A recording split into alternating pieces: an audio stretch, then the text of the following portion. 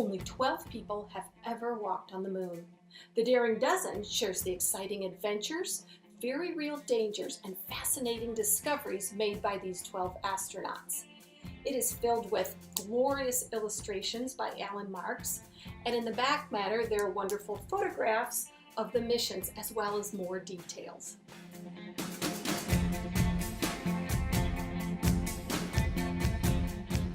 Well, I am thrilled that astronaut Alan Bean, the fourth man on the moon, also wrote an afterword for the Daring Dozen so readers could hear in his own words what it was like to be on the moon.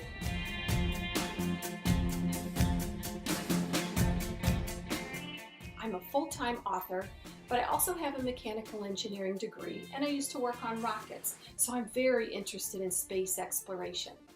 Now, back in 2009, when we were celebrating the 40th anniversary of the first moon landing, I began thinking about a special project I could do to celebrate the 50th anniversary.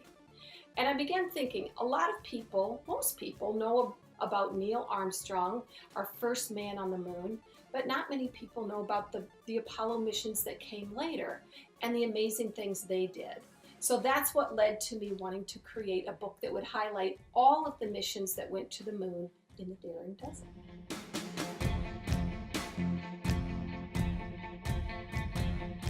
Well, the research for this book was fascinating and a little bit tedious.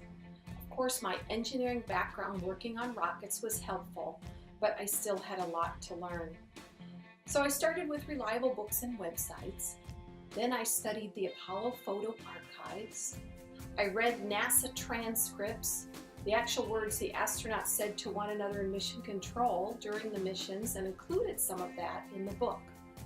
I also examined spacecraft at museums and emailed experts and astronauts. Maybe one of the most fascinating parts was interviewing Alan Bean, the fourth man on the moon.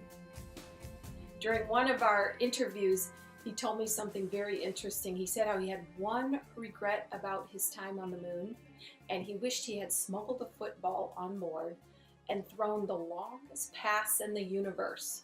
You know, the moon has 1/6 gravity and no air. So I'm so grateful for my time being able to talk with Alan Bean and hear about his actual experiences on the moon.